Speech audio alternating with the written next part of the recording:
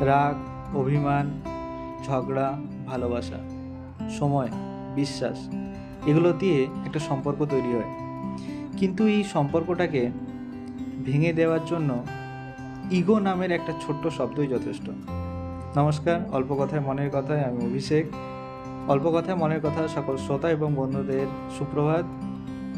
Ego শব্দটা অনেক ছোট্ট, কিন্তু একটা সম্পর্কের মধ্যে একটা সুবিস্তার পাঁচিল তুলে দেওয়ার জন্য যথেষ্ট।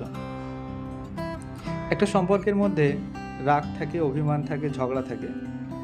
কখনো অপর মানুষটাকে ভালো নাই লাগতে পারে, তার কোনো কাজকর্ম ভালো না লাগতে পারে, তার সঙ্গে মনোমালিন্য হতে পারে। অনেক সময় মনোমালিন্য হলে তার সঙ্গে একটু আলাদা থাকতে ইচ্ছে হয়, একটু দূরে থাকতে ইচ্ছে হয়। কিন্তু এই ইচ্ছেটা যদি ইগোর আবরণে মোড়া হয়ে যায়, তখন সম্পর্কটা কখনো জোড়া লাগে না, তার দূরত্বটা ক্রমশ বাড়তেই থাকে।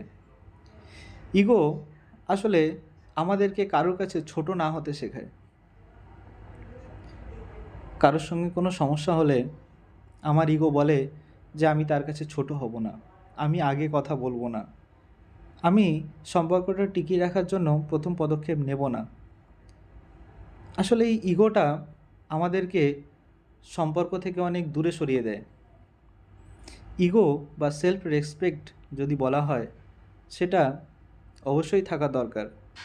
কিন্তু একটা ইগোর জন্য একটা বৃহৎ সম্পর্ক ভেঙে যাওয়া মনে হয় কোনো দিন ঠিক নয়। তাই ইগো থাকুক, সেলফ রেসপেক্ট থাকুক, কিন্তু সম্পর্কটা সবার আগে থাকুক। ঝগড়া হোক, ঝামেলা হোক, অশান্তি হোক, রাগ হোক, একে অপরকে ভালোবাসা উচিত, একে অপরের কাছে আসা উচিত। কখনো যে মানুষটাকে ভালোবাসি সেই মানুষটার কাছে নত হলে বা তার কাছে ভুল স্বীকার করে নিলে ছোট হয়ে যাওয়া হয় না, বরং তার কাছেই সম্পর্কটা বেশি গুরুত্বপূর্ণ, যে সম্পর্কটাকে টিকিয়ে রাখতে চায়।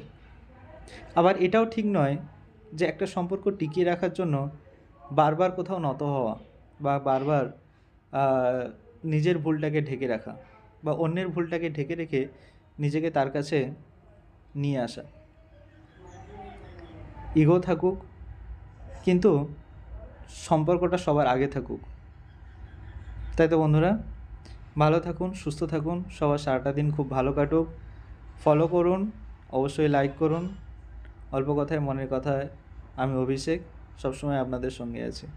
সকলে ভালোবাসা নেবেন।